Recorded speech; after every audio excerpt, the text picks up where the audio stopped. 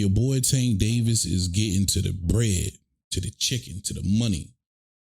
And as a Tank fan, man, it's hard not to be extremely happy for him. Let's talk about it. What up, YouTube? Big T.O. Heavy Bad Boxing TV. Man, if you don't get your big goofy ass in here and hit the bag, hit that like button for your boy, that helps the channel. You know, I appreciate the love. Shout out to the gang, man. The bag hitters, y'all know the count. Now, if you catch me for the first time, like, comment, subscribe. Most definitely hit that bell notification so when I drop, catch it. You feel me? Now, for everybody who supports the channel, you can continue to support the channel right here. This is the only way to support the channel right now. Trust me, man, them $1, $2, $3, man, they be adding up, and I appreciate that love sincerely.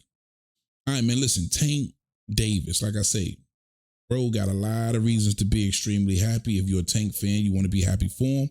It's going to be a lot of haters. There's always going to be haters. You know, matter of fact, you're not doing your job. You're not doing your job properly if you ain't got a lot of niggas hating on you. And Tank most definitely has that. But again, coming from where he comes from to reach these kind of heights, no matter how he got here, got to be happy for the young fellow. Now, I say that to say this. Still want to see this nigga fight the best.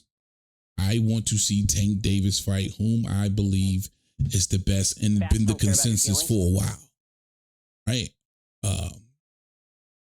I feel like with this 6 or 7 fight deal that's been reported and come out of Tank's mouth himself, confirmed that it would be more than what Floyd Mayweather made with Showtime and that 6 fight deal, that big transition Floyd went through and got that big deal. Now Tank set to make more than that, over $200 million for a 6 or 7 fight deal with Amazon Prime. You want to see some adversity come along with that. You want to see some names whom, again, you believe has been the best over the last several years come with that, right? Facts don't care about your feelings. And listen, not to knock what Tank's been able to accomplish. I'm not going to say he's just been fighting straight bums. Now, a lot of people feel that way. I ain't gonna say that. Come on now, dog. Even with this Frank Martin fight, I think that's an extremely difficult fight. For the first time, Tank's stepping out of his box. He's fighting up, in my opinion, a slick black fighter who is just as athletic, who's going to probably have better footwork than anybody he's fought in the last 5 years under the lights. So to me, that raises the level of difficulty for Tank Davis. I do believe this is going to be a good fight, and this is a good start for sure. But we definitely want to see the Lomachenkos and the Shakur Stevensons and the Devin Haneys. Most definitely, right? Facts don't care about your feelings. We want to see you come up out of your comfort zone a little bit and go to 140, mix it up with somebody up there. If you want to do the rematch with a Ryan Garcia, you know more than likely that'll have to be at a catch weight. You might have to go 10 pounds north of 35 to do that.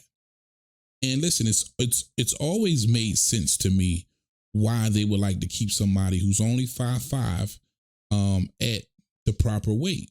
And especially now with this new mindset that he's got, man, he's in complete shape. I don't know if it's got a lot to do with him, kind of converting to Islam and doing Ramadan or whatever the case may be, but, he's in tip top shape.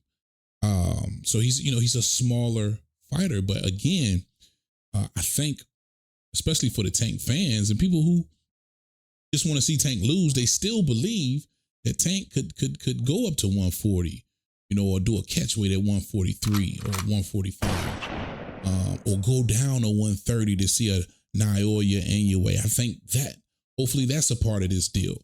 But in this 6-7 fight deal, which more than likely I believe he retires after, because he's said that several times now, that he really doesn't want to do this anymore. And you can only take from that he wants to walk away from the sport, and I believe him. But we definitely want to see him fight again, the consensus of who we all believe to be the best.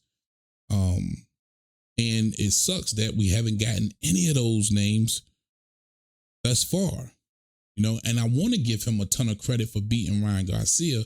But again, this was a unproven Ryan Garcia who had never won a world champion, who had even fought for a world champion and hadn't beat anybody.